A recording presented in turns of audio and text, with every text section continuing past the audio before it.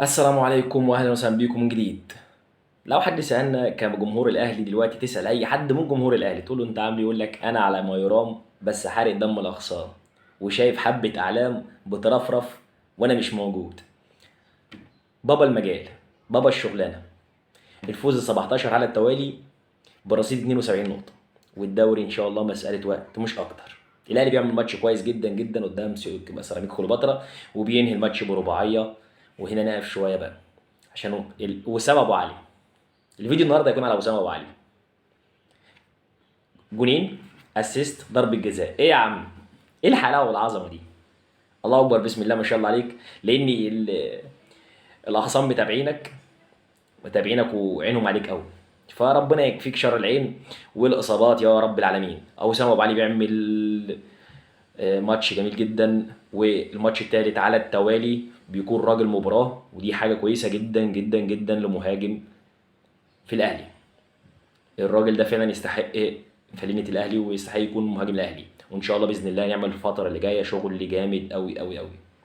قطار الاهلي مش هيقف. اوعى على عطر يا عم الحاج. احنا ماشيين بنظريه اللي هنلمحه هنمرجحه يابا. احنا فريق ملوش ورق زي طارق صاحبي بيقول. من ابو اخر، خد بالك من نفسك. خد بالك من نفسك عشان اللي جاي صعب. اللي جاي صعب ان شاء الله باذن الله. والاهلي يستمر على نفس النجاح، واللي جاي احسن وفي اكتر من كده. تقول لي انت جمهور مالكمش ورقه، اقول له ايوه احنا كده جماهير الاهلي يعني. يا رقم واحد يا ما يلزمناش. ما يعني تخيل انت في ناس بتخانق عشان المركز الثالث. وطبعا ان مش فرحه الاهلي مش هتنسينا خالص يعني باللي حصل في الزمالك. يعني مش هينفع خالص نجيب اتنين، نجيب المقاولين يرفعوا نقل الزلط، يعملوا عاملين بالغلط ويعمل مشكله في العماره مش عارفين يطلعوا فوق. مش هينفع يا جدعان.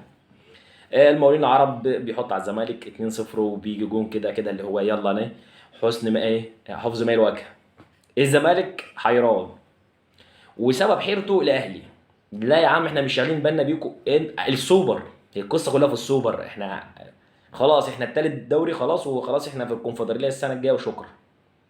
مات الكلام يعني. الموضوع معاهم كده خلصان في الموسم الجديد. كل هدفه يوصل ليه؟ للسوبر.